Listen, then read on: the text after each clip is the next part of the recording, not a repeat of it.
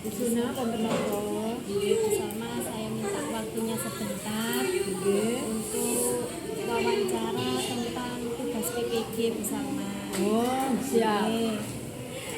Nih, yang pertama bersama terkadang kita melihat ada beberapa guru yang masih menggunakan metode yang monoton seperti ceramah saja dalam setiap materi yang disampaikan.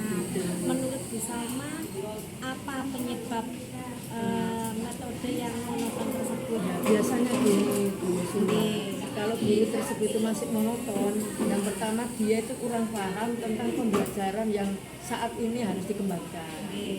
Jadi kurang pengetahuannya, kurang pahamnya tentang metode apa yang sebaiknya harus diterapkan pada masa kini kan begitu. Yang kedua biasanya kurang paham dengan IT seperti sekarang kan banyak sekali Canva dan lain-lain ya.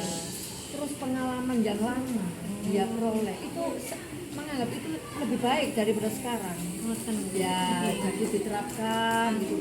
Merasa berhasil yang lalu itu diterapkan di berikutnya, jadi turun temurun sepertinya begitu pengalaman yang saya lihat. Kemudian terima kasih bersama yang Oke, pertama. sama-sama. Yang kedua, terkadang bersama kita ini melihat dalam pembelajaran kadang ini anak ini kurang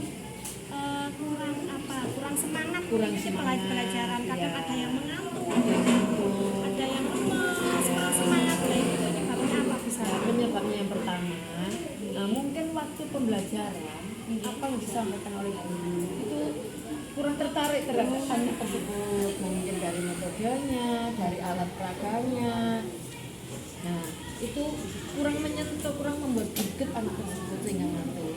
Kemungkinan juga ngantuknya anak tersebut, malasnya karena faktor dia kurang tidur, bisa seperti itu. Atau mungkin punya permasalahan yang ada di rumah dibawa ke sekolah oleh anak.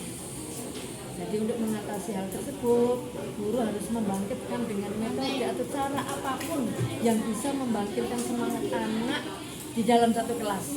Tidak melihat anak itu ada masalah atau tidak, ya kita terapkan metode yang membuat anak itu semangat dalam satu kelas sesuai dengan materi pembelajaran yang diterapkan saat itu, yang disampaikan saat itu.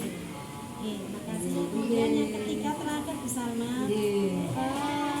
Terkadang kita juga melihat saat belajar anak-anak ada yang sering terlambat, ada yang sering tidak masuk sekolah tanpa alasan yang jelas, atau kadang mereka tidak membawa buku, sering tidak membawa buku atau alat tulis.